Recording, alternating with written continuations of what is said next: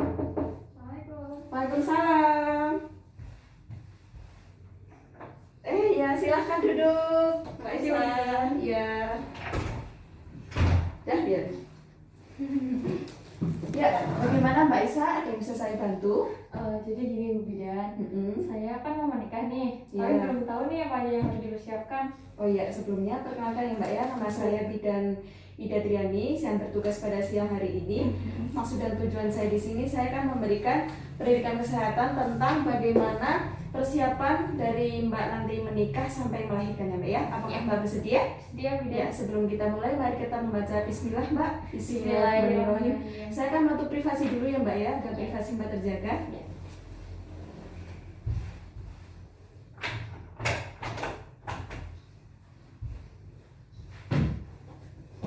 Ya, mulai ya Mbak ya. Ini medianya dengan lembar balik ya Mbak ya. Ini di sini lengkap Mbak, ada persiapan pranikah, terus setelah menikah, kehamilan, KB sama persalinan ya Mbak ya. Mbak sudah siap? Iya. Ya, mari kita mulai saja ya Mbak ya.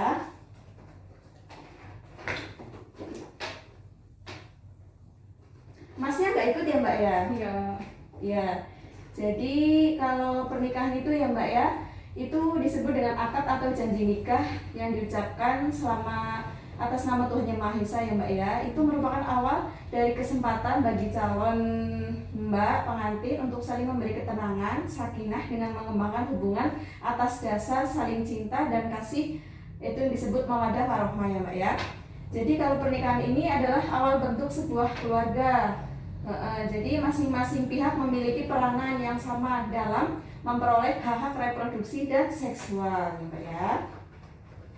Untuk selanjutnya, apa saja sih hak reproduksi dan seksual? Ini nanti akan memiliki hak yang sama dalam memutuskan kapan akan mempunyai anak, beberapa jumlah anak, dan jarak kelahiran. Mbak ini inginnya berapa punya anak Mbak? 2 aja cukup. 2. Udah persetujuan sama suami? Udah. Oh iya, setuju ya Mbak ya. Jadi untuk mendapatkan informasi yang lebih lengkap tentang kesehatan reproduksi dan seksual, ini nanti ada efek samping obat-obatannya dan alat tindakan medis yang digunakan untuk mengatasi masalah kesehatan reproduksi dan seksual. Ya, untuk selanjutnya apa saja sih persiapan pranikah?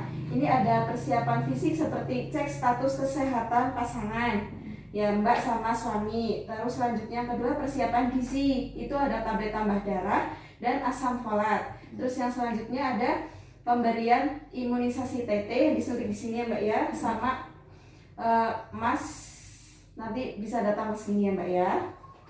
Nah, untuk selanjutnya yang terakhir ini untuk menjaga kebersihan organ intim atau organ reproduksi. Untuk selanjutnya apa saja sih imunisasi TT ini? TT pertama itu biasanya ada itu Mbak ada catatannya ya Mbak ya, warnanya biru.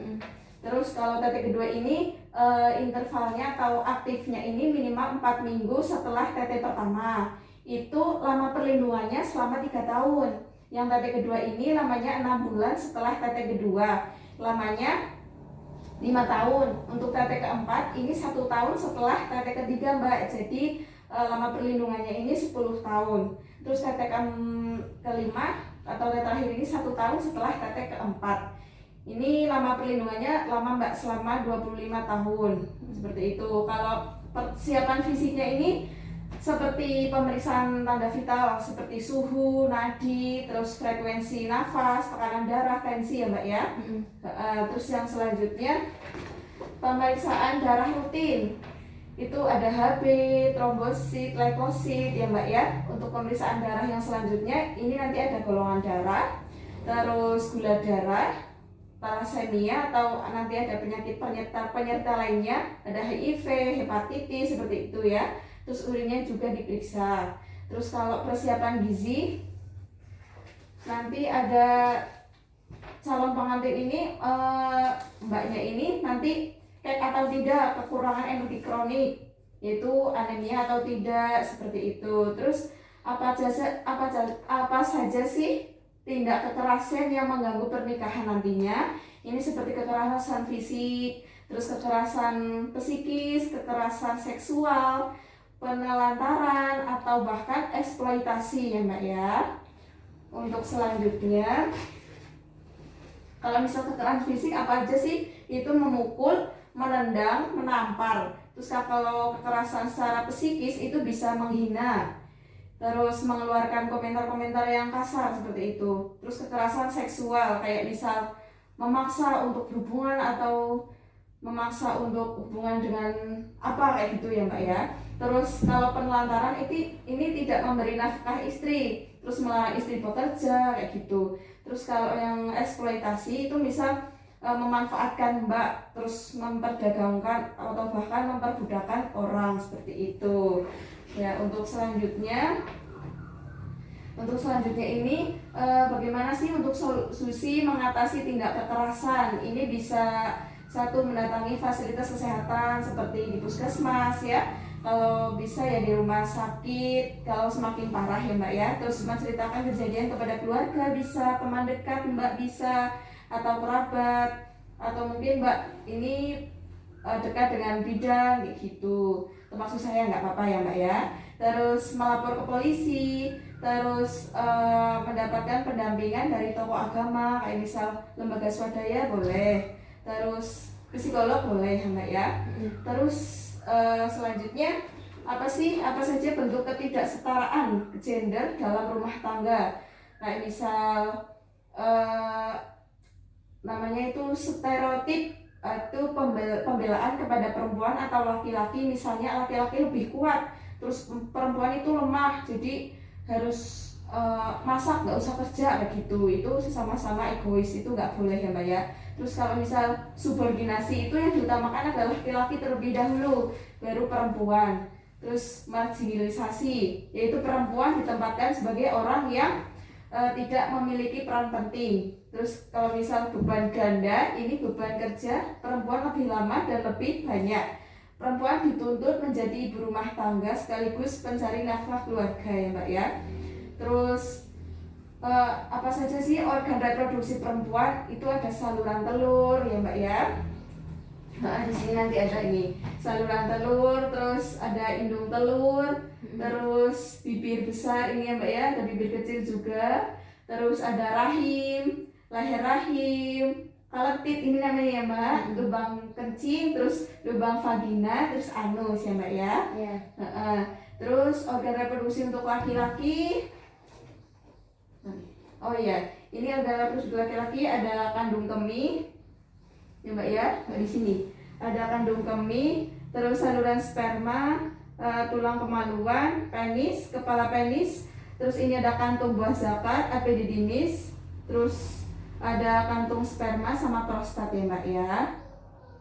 Untuk selanjutnya kita beralih ke proses kehamilan. Ya, kehamilan ideal sama kehamilan yang tidak diinginkan, itu namanya KTD ya Mbak ya. Kalau kehamilan ideal ini kehamilan yang direncanakan. Kalau kehamilan yang tidak diinginkan ini dapat terjadi karena ada hubungan seks pranikah, terus akibat gagal KB. Mbak besok niatnya mau KB dulu nggak? Nggak, oh ya. Terus pada unmet need, yaitu wanita usia subur yang tidak ingin punya anak tetapi tidak menggunakan alat kontrasepsi. Ya, itu banyak terjadi. Terus apa saja sih metodenya untuk KB ini? Di sini ada metode modern jangka pendek, ada pil, terus kondom, suntik ya Mbak ya.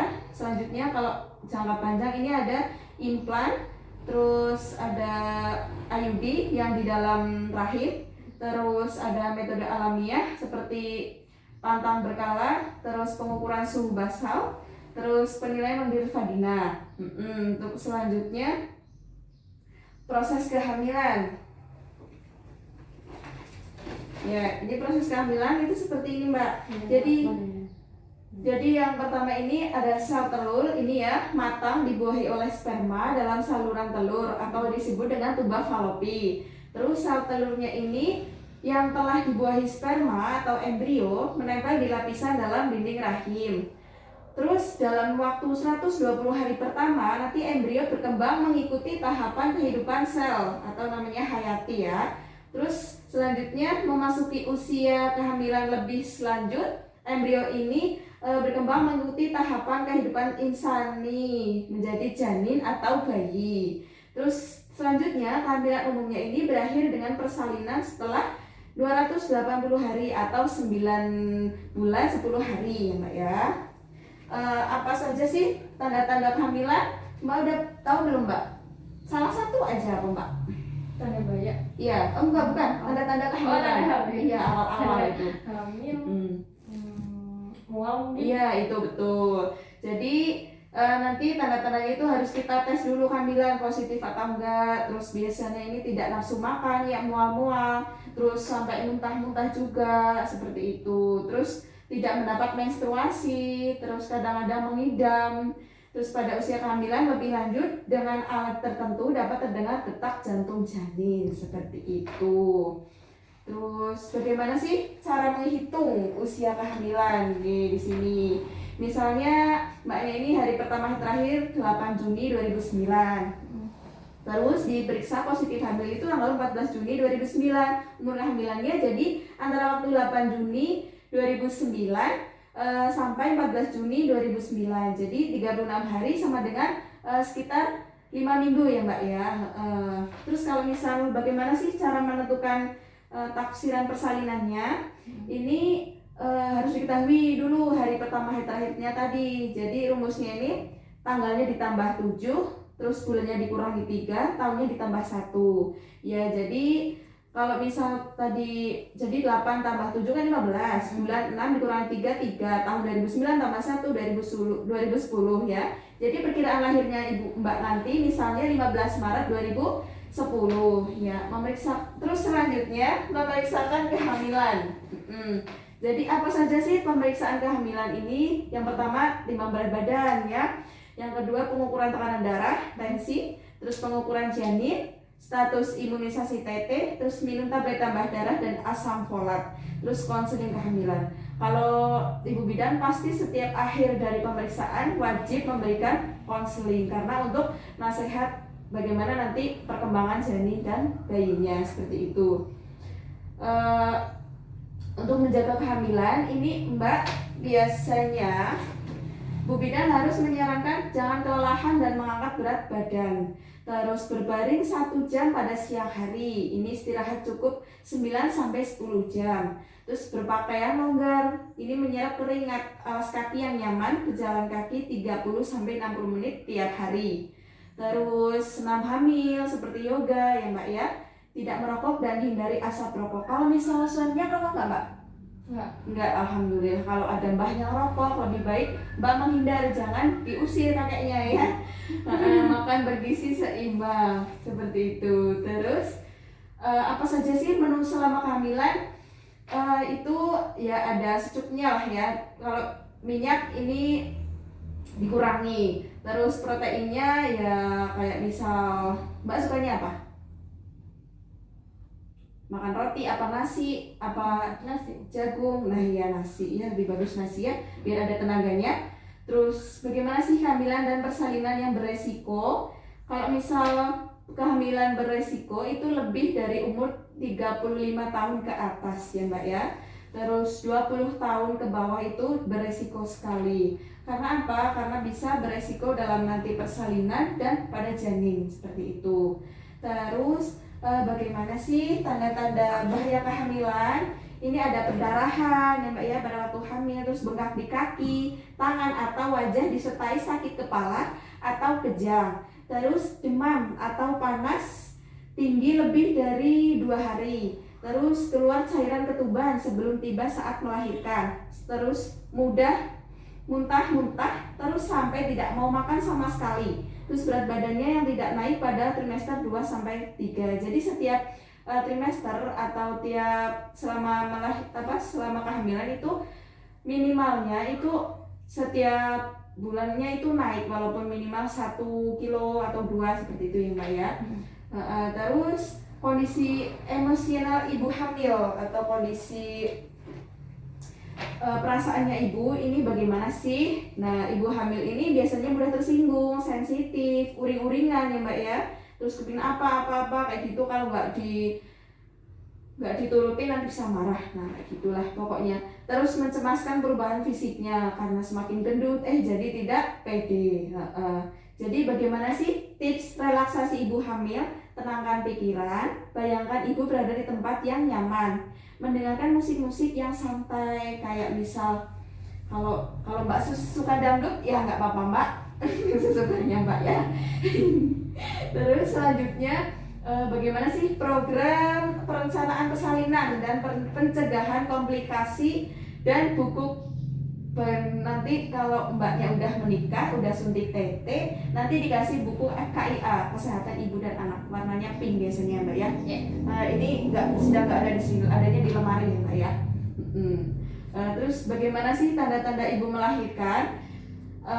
Perutnya mulas secara teratur, mulasnya sering dan lama, terus keluar lendir bercampur darah dari jalan lahir, keluar air ketuban dari jalan lahir. Bayi biasanya ini lahir 12 jam sejak mulus teratur yang pertama. Terus selanjutnya kalau persalinan ini ditolong petugas kesehatan. Kalau dulu kan ditolong oleh dukun seringnya ya mbak ya, itu baik, tapi kadang ada yang berpantangan dengan aturan kesehatan ya mbak ya. Jadi persalinan yang ditolong oleh tenaga kesehatan ini menggunakan peralatan yang aman, bersih, dan steril. Jadi apabila terdapat kelainan akan cepat diketahui dan segera dapat ditolong oleh dirujuk ke puskesmas atau di rumah sakit seperti itu.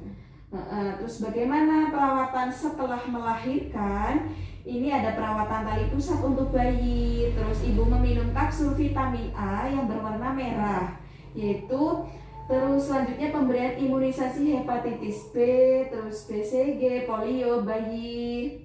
Terus menggunakan KB kalau misal ibu tidak mau mempunyai anak lagi atau menjarangkan waktu hamil. Terus selanjutnya IMD atau inisiasi menyusu dini pada ASI eksklusif. Apa sih itu? Ini segera dekat dan biarkan bayinya menyusu dalam 1 jam pertama kelahirannya. Apa sih ASI eksklusif? Ini ASI adalah sejak selama 6 bulan. Dukungan keluarga sangat dibutuhkan ibu dalam memberikan ASI. Seperti itu. Pemberian ASI ini dianjurkan tetap diberikan sampai usia 2 tahun ya mbak ya. Jangan sampai putus. Kalau misal mbaknya kerja ya di pumping ya mbak ya. Manfaat pemberian ASI ini sangat berguna mbak. Jadi bagi ibu pemberian ASI dapat membantu mengencangkan rahim, karena setelah melahirkan kan rahimnya melebar, nanti bisa mengkerut sendiri ya mbak ya, yang berarti akan mengurangi perdarahan. Terus ASI eksklusif dapat mencegah juga kehamilan nih mbak ya.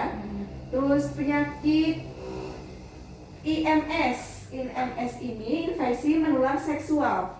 Jadi ada gonore atau kencing nanah, raja singa yaitu sifilis, terus herpes genitalis. Nah ini gambar-gambarnya mengerikan ya mbak ya. Jadi terus IMS ini bermacam-macam, ada konjungtivitis, klamidiosis, ya mbak, pokoknya adalah di sini ya macam-macamnya. Terus untuk selanjutnya ada candidiasis vaginalis, ini yang bagi perempuan ya mbak ya. Yang tadi kan untuk laki-laki, ini ada vaginosis bakterial karena jamur, terus gatal-gatal jadinya ini. Terus apa saja sih? HIV AIDS. Nah, HIV AIDS ini merupakan kuman atau virus penyebab AIDS. Nah, ini adalah kumpulan gejala penyakit akibat menurunnya kekebalan tubuh yang didapat dari infeksi HIV. Nah, bagaimana cara penularannya? Yang pertama, berhubungan seks tidak aman, tidak memakai kondom. Seperti itu. Para penggunaan narkotika suntik bergantian. Terus transfusi darah yang mengandung HIV.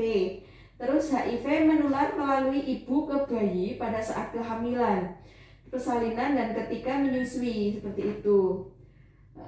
Terus HIV ini tidak menularkan melalui makan, itu tidak, minum bersama tidak, memakai peralatan makan minum bersama ya tidak, berenang bersama tidak. Jadi keringat atau air itu tidak dapat menyebabkan penularan ya mbak ya. Terus selanjutnya kita harus waspada, HIV tidak menunjukkan gejala apabila orang yang terinfeksi HIV ini terlihat biasa saja, tetapi bisa menularkan lewat pertukaran cairan tubuh atau jarum suntik saja ya mbak ya. Terus pencegahan HIV dan AIDS apa aja sih? Yang pertama harus saling setia dengan pasangan, tidak boleh selingkuh ya. Terus gunakan kondom. Terus tidak menggunakan narkoba suntik, namun apapun bentuknya hindari narkoba karena merugikan diri sendiri ya. Nah, kalau kanker pada perempuan, ini kanker pada perempuan ada kanker leher rahim ya. Ini diperiksa dengan tes pap smear, terus dideteksi dini kanker leher rahim ini ada pap smear sama tes IVA, yaitu inspeksi visual dengan asam cuka. Nah, untuk deteksi dini kanker payudara itu ada namanya sadari ya Mbak ya. Jadi nanti bercermin ya dengan kedua tangan di pinggang. Terus nanti angkat kedua tangan, cermati setiap perubahan payudara seperti ini ya Mbak ya. Terus nanti pencet puting, perhatikan cairan yang keluar, gini dipencet. Terus selanjutnya pijatlah payudara sambil berbaring, sambil tiduran ya Mbak ya, dipijat. Terus selanjutnya payudara dipijat saat mandi juga. Untuk selanjutnya, bagaimana sih kehidupan seksual suami istri? Nah, kehidupan seksual dapat dipengaruhi oleh faktor fisik dan psikis. Kedua faktor ini baik fungsi seksual juga baik. Jadi ada tidaknya penyakit, pola hidup dan sedang dalam pengobatan tertentu. Nah, untuk selanjutnya, apa sih gangguan seksual pada perempuan dan laki-laki? Nah, di sini ya Mbak ya. Kalau gangguan seksual pada perempuan ini dorongan seksual, misalnya dorongan seksual hipoaktif atau hiperaktif. Kalau gangguan seksual pada laki-laki itu biasanya disfungsi ereksi, atau hal ini dapat disebabkan oleh faktor fisik, misalnya karena menderita diabetes mellitus, atau faktor psikis misalnya karena stres, dan banyak lainnya di sini ya Mbak ya. Terus bagaimana sih pencegah gangguan seksual?